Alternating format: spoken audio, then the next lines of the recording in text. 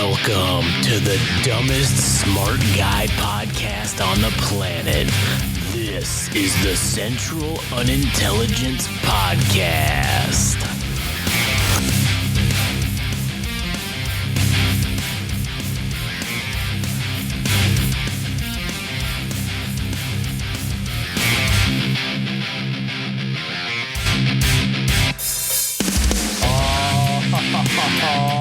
Yeah, welcome back. It's been a little second since we did one of these. Yeah, welcome to the Central Unintelligence Podcast. My name's Josh. I'm here today with good buddy Adam. Today we're just gonna, like the episode title says, we're gonna talk about how fucking Israel just can't fucking seem to quit while they're ahead. They just need to fuck shit up, and it's just gonna be bad for all parties involved, and primarily the United States of America. But before we get into that, if you want to listen to and check out the rest of our shit, shut up, you motherfucker. Dude, this is the 10th fucking episode we're recording tonight, all right? My brain is a little bit fried, but it's fine. Go to YouTube, Game Rage Magazine. Like, comment, and subscribe. You can also follow us on Instagram and TikTok at Game Rage Magazine, Twitter/X at Game Rage Mag. If you like music and you want to listen to a music podcast, go listen to All Gas, No Trash. Just did 4 episodes. Yes, we did. For your listening pleasure, you can follow Adam at All Gas No Trash Official on Instagram. And if you like anime and manga, you should go listen to the Anime Syndicate podcast, and you can follow good buddy Frank at anime_syndicate_podcast.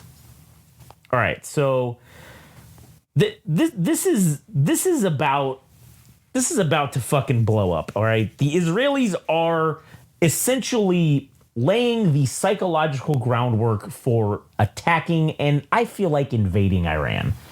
On what grounds? Well, on the grounds that they're starting to, they're ramping up the rhetoric of we can't have a nuclear capable Iran, right?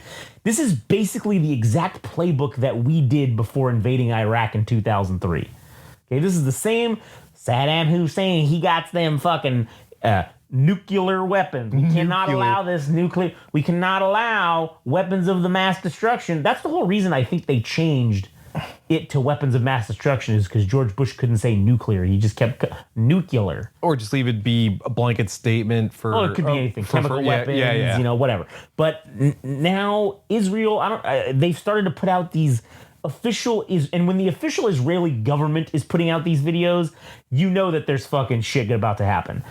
They're literally putting out videos of Israeli military individuals saying, "People of Iran, we love you. We want to be friends with you. We don't have a problem with you. We just have a problem with your government," right? That's the videos that they're putting out and that they're posting all over online. Save them from themselves. Right. We're going to save you from yourselves. And we've got all these essentially what I call the Israeli shills in the media, all the Israeli shill accounts. You've got them posting these long diatribes, and here's one that's an example. It's just consider the following. It's a psyop.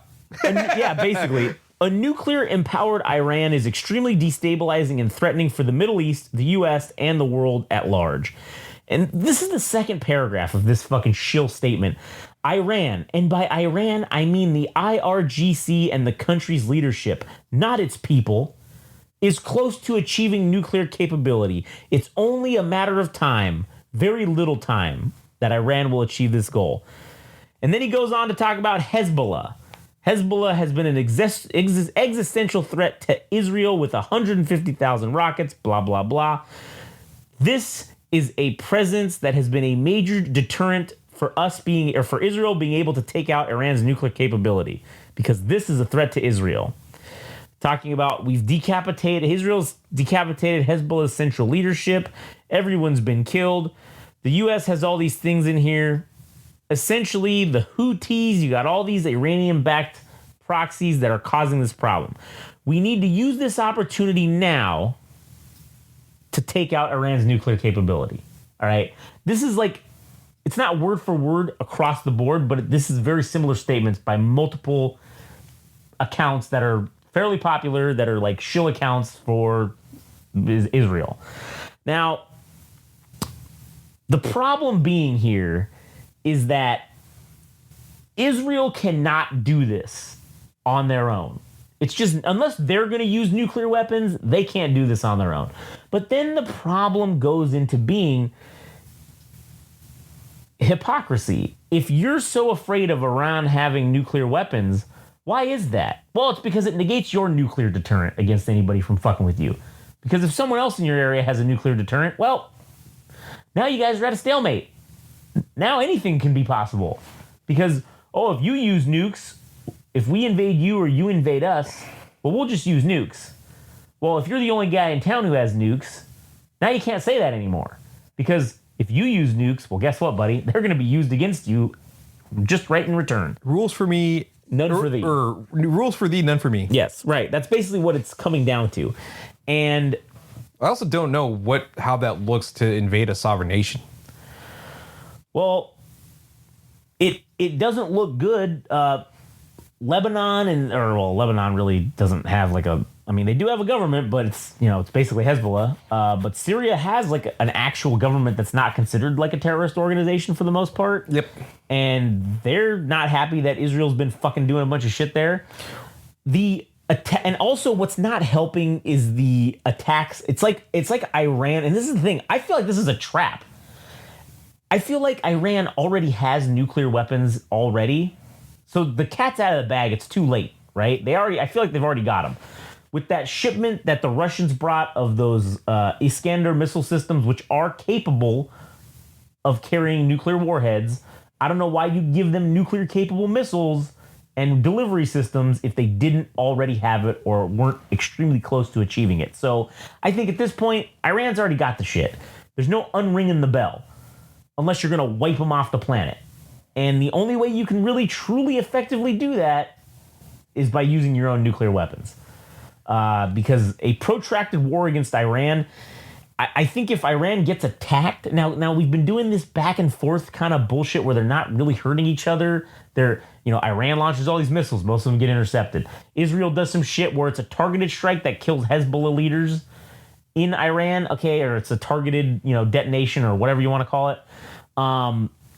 So it's kind of like, they're doing things, but they're not hurting each other on a grand scale. It's more of like tit for tat, precision things. Now we're starting to get into Israel starting to take more casualties from this stuff. Just earlier tonight, there was a bunch of rockets from Hezbollah launched From Lebanon or from Lebanon, at Israel, and they hit some military base and either they killed and injured a combination of 60 or 70 different people so far. It was at some Israeli military base or whatever. So we're starting to see effects have an impact on Israel in terms of, now you're starting to get things that are starting to happen now. Now you're starting to have casualties that you weren't necessarily getting before. So if Israel escalates itself and saying, hey, we're going to fucking attack Iran and Iran's drawn the red line, right? They've said if you attack any of our oil infrastructure, everything's fair game now at this point. And Israel's like, we're going to attack your oil infrastructure, basically. And the U.S. has said, hey, to Iran, just FYI, we sent them the little diplomatic cable through Qatar or Saudi Arabia or one of those countries, right? And said, hey, just FYI, if Israel does attack your oil infrastructure, just know we had nothing to do with it. That's basically what we've telegraphed to them. Essentially saying, hey, they're going to attack your oil infrastructure. We're not really helping them with this, even though we supplied. Right. We really are. Yeah. But we're just saying, hey, don't come fucking knocking on our door for this. We're not the ones pulling the trigger. We may have gave them the gun, but we didn't pull the trigger. Just FYI, just be advised. And that's with the negotiation attempts in Qatar, or rather Qatar and the U.S. playing medium between the supposed enemies of Israel. And then those negotiations or a ceasefire being put off the table for Palestine and also Iran itself, I suppose. Yeah. So essentially at this point, I think that we are legitimately headed for some sort of conflict to legitimately pop off between Iran and Israel. I don't know if that's going to be a full ground invasion. This may end up turning into a reverse situation of the 7-Day War, where everyone in the Middle East ganged up on and attacked Israel.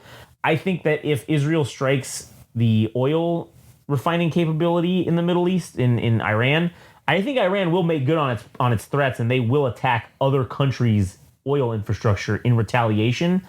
And I think that they will do that because they know the other countries will not fuck with them, because they're just going to come out and say, oh, by the way, we have nuclear weapons now.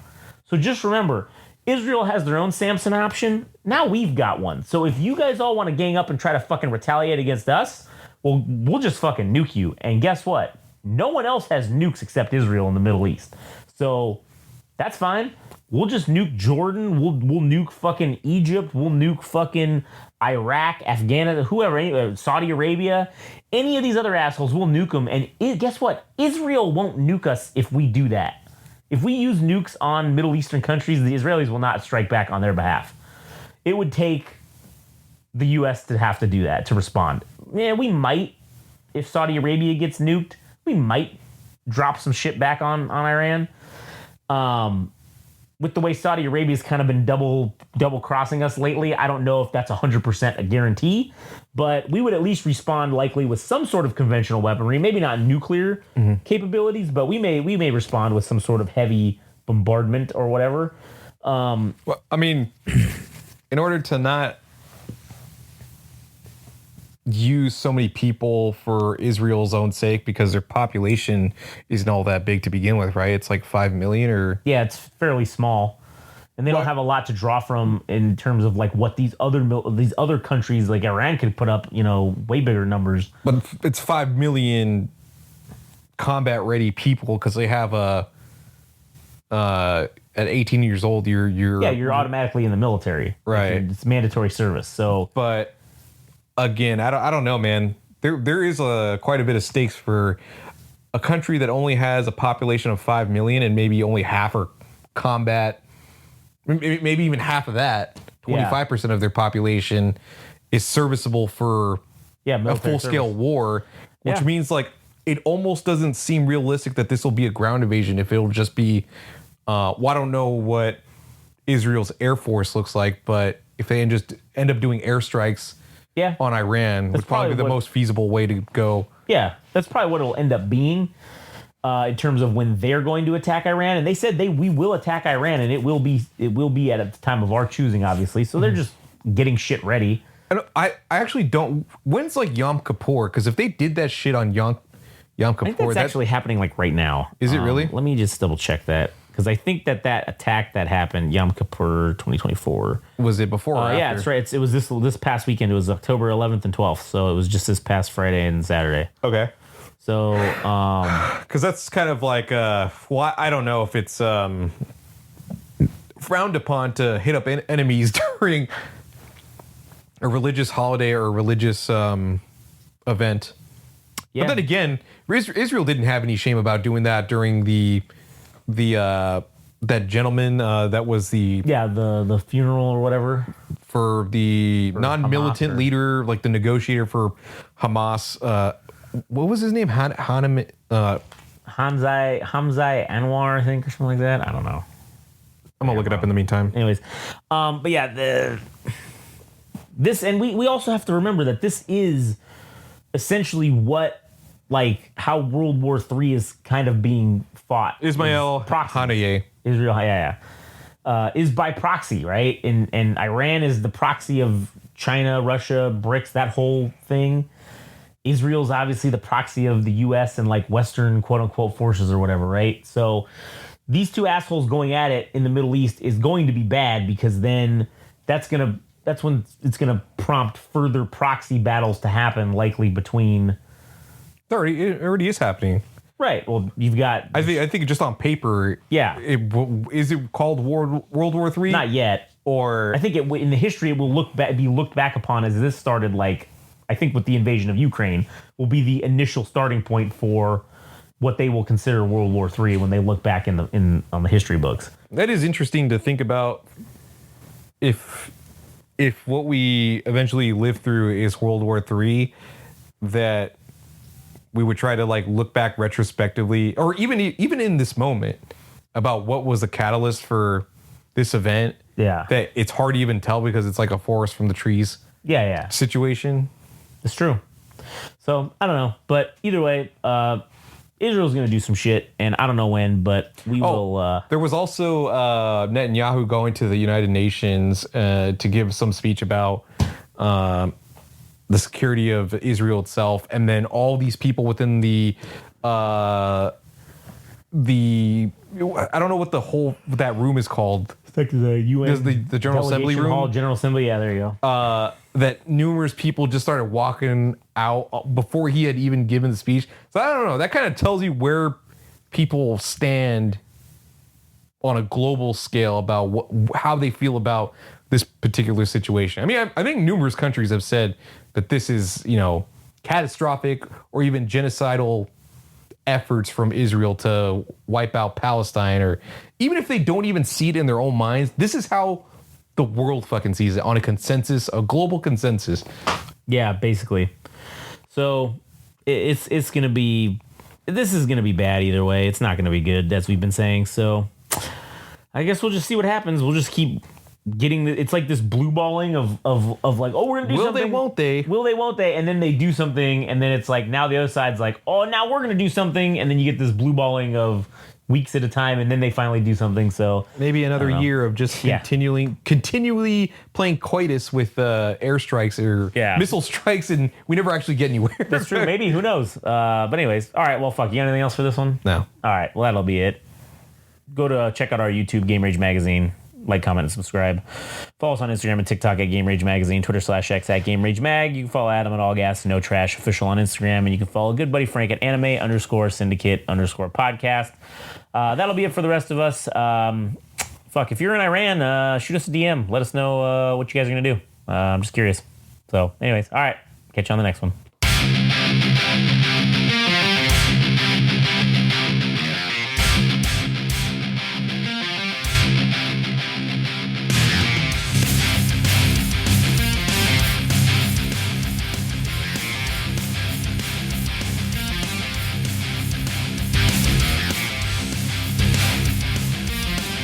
That was the latest episode of the Central Unintelligence Podcast. Don't forget, subscribe and like on Instagram and TikTok at Game Rage Magazine. We're also on Twitter/X at Game Rage Mag. Also our website, www.GameRageMagazine.com.